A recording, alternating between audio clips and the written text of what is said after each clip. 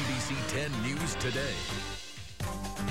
Hello everyone, welcome to NBC 10 News Today. Police say it appears Rodney King drowned. Others from Winsboro are found dead in Ouachita Parish, and now investigators are searching for a woman is behind bars after police say she murdered a 66-year-old man. Thousands of officers are injured and many killed each year, not during drug busts or shootings, but traffic stops. Welcome back, everyone. Joining us now is Jane Gunn from the travel company. She's here, as always, every Tuesday, sharing some great vacation packages for you. How important is it for people to come out and support this particular event? Morning at 6:35. It's always nice talking with Mike and Sheila Kay over in the sunny 98.3 studios. That's right. I want that Friday off, though. I'm with you on that one. Humanitarian is the word that comes to mind when talking about people who spend their lives helping others and giving back to their community. Let's get to our top story on this Friday morning. The Louisiana Federation of Teachers is asking a state court to throw out Governor Bobby Jindal's education reform plan. Between two local schools is one step closer to being official after being signed into law over the weekend by Louisiana Governor Bobby Jindal. Louisiana Delta Community College and Northeast Louisiana Technical College are combining forces to offer a wider variety of services to students. Dr. Luke Robbins, the chancellor at Louisiana Delta, believes that this will help the schools reach their mission of preparing students for high-paying careers. In South Arkansas, the Crossett School District and former superintendent have reached a contract buyout settlement. The district will pay Dr. Bruce Bryant $50,000. Bryant was hired last May but was placed on suspension in April. The Crossett School Board won't discuss the reason for Bryant's suspension. Currently, Dr. Norman Hill, a former financial advisor for the district, is serving as the interim superintendent. This is made in the murder of a Chico County tax collector. The Chico County Sheriff's Office arrested 48-year-old John Brook in Lake Village and charged him with capital murder for the death of 72-year-old Nell Johnson. Nell was found dead in her home last month after suffering blunt force trauma to the head. Investigators say Brook is the father of the victim's daughter-in-law and believes the motive was robbery. Well, Monroe City officials cite bad communication as the cause for recent waves in the water meter project. The mayor and several department heads share responsibility but say the project is now moving forward smoothly. City officials say the project will stay close to budget. A woman is behind bars after police say she murdered a 66-year-old man. Take a look at 40-year-old Crystal Scott Paxson. She was arrested by Jefferson County Sheriff's deputies just after 1 p.m. Saturday night for the murder of 66-year-old James Johnson. Paxson is being held at the Jefferson County Detention Center. Her bond has not yet been set. And the woman who allegedly robbed a West Monroe restaurant is behind bars after being arrested Friday in Shreveport. 40-year-old Jacqueline Haynes of Mangum was booked Friday afternoon doing a routine traffic stop. She's being held at the Shreveport jail on one count of simple robbery after being accused of robbing a restaurant in Shreveport.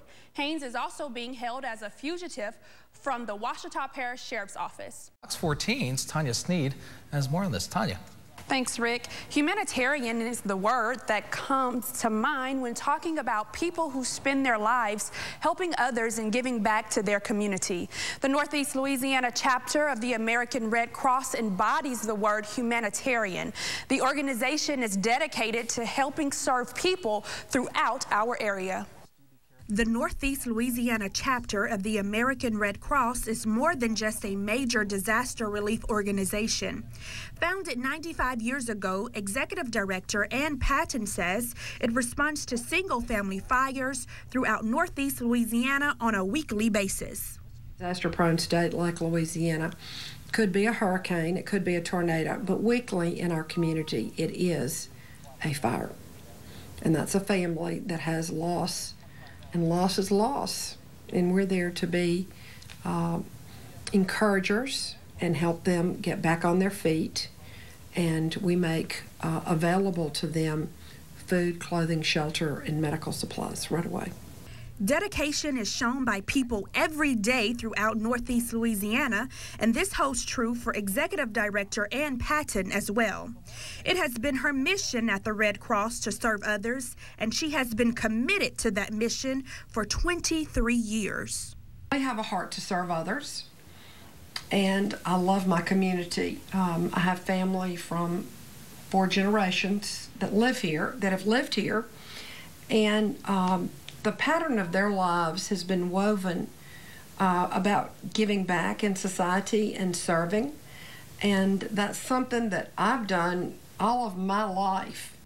Perhaps it runs through the family, as Patton's great-grandmother, Maylee Wooten, was a chartered member of the Northeast Louisiana chapter of the American Red Cross in May of 1917. She, like Patton, wanted to be a part of the community. All through the leaders in my family that they served, and that's what I wanted to do also. This organization started 95 years ago through chartered members who saw a need during World War I to roll up their sleeves and give their time helping soldiers. That same principle has been carried through today. Volunteers are the backbone of the American Red Cross, and they are always in need of volunteers and financial donations. We were mandated by Congress to deliver disaster services and armed forces, and we're still doing that. Services to armed forces, we're still doing that today. What most people don't know is that we were given the responsibility by Congress, but we were not given funding. We have never been given governmental funding. It is our responsibility to always receive financial donations. With a mission to prepare, prevent, and respond to emergencies, the Northeast Louisiana chapter of the American Red Cross is certainly an organization that this area cannot live without. The American Red Cross is always in need of volunteers and donations to further support their efforts in helping people all across Northeast Louisiana. To learn more about how you can help, visit the Red Cross at www.redcross.org or simply call the number on your screen. On another programming note, tune in tomorrow on Fox 14, your morning news, as we go inside the food bank of Northeast Louisiana with their latest effort to stamp out hunger. Back to you, Rick.